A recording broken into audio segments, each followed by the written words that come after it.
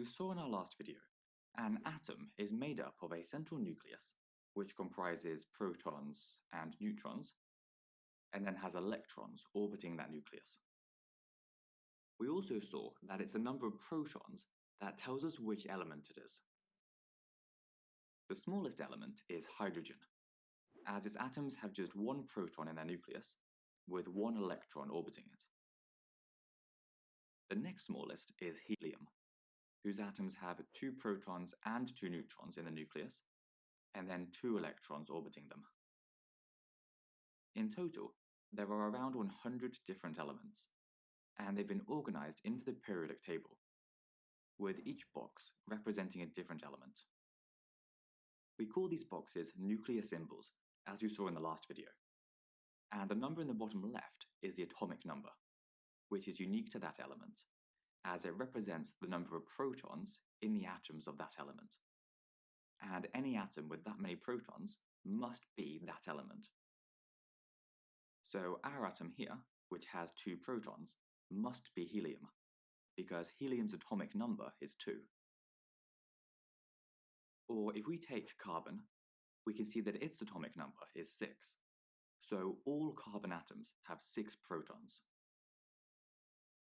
So if we found an atom with 3 protons, like this one here, then it couldn't be carbon.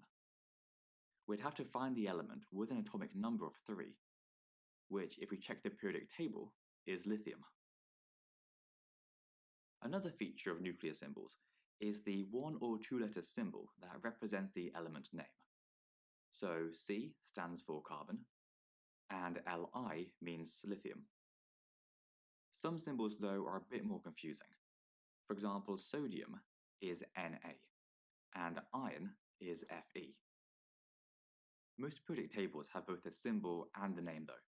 So if you're not sure what a certain symbol is, you can just find it on the periodic table and check. So now that we know that it's the number of protons that determines which element it is, what about the number of neutrons? Well, the number of neutrons can actually vary between the individual atoms of an element. As long as the number of protons remains the same, it's still the same element. And we call these different forms of that element isotopes. The definition, which you need to remember, is isotopes are different forms of the same element that have the same number of protons, but a different number of neutrons. Let's take a look at carbon to show you what we mean. The most common form of carbon is so-called carbon-12, which has 6 protons, 6 neutrons, and 6 electrons.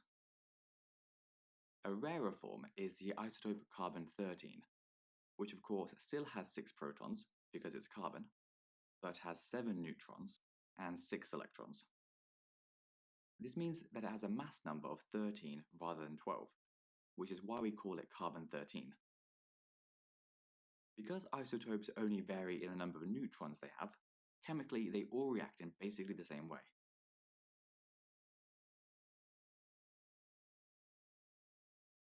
Now, because they all have different numbers of neutrons, the different isotopes will have different masses.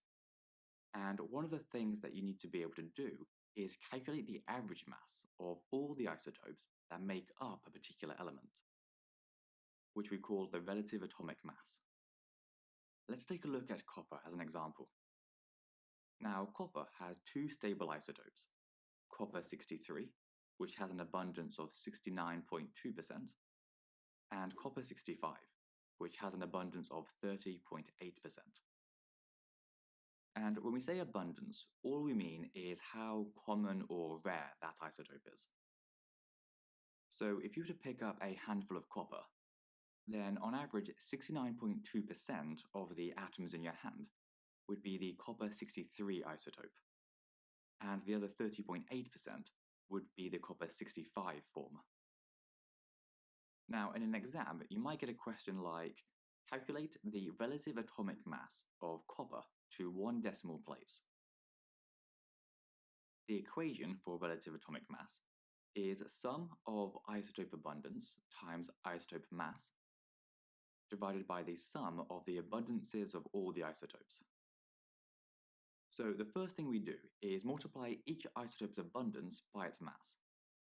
So for the copper-63 isotope, this would be 69.2, which is its abundance, times 63, which is its mass.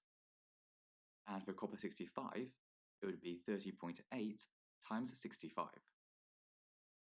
Then we sum these two figures together, which just means we add them together.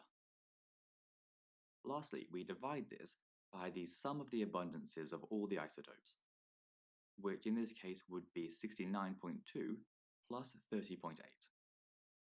Now, you can either put this all straight into your calculator, or simplify it down first. 69.2 times 63 gives us 4,359.6, while 30.8 times 65 gives us 2,002. And then we add these together to get 6,361.69. On the bottom, 69.2 plus 30.8 gives us 100, which makes sense because there are only two isotopes. So together they should add up to 100%, so that they represent all of the copper atoms.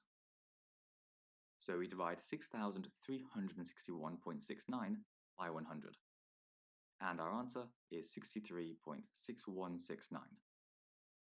But as the question asks for one decimal place, we give the answer as 63.6. And this number that we found is the relative atomic mass, which is denoted by the symbol AR. So we could say that the average mass of a copper atom is 63.6. Anyway, that's all for this video. So if you found it useful, then please do share it with your friends or give us a comment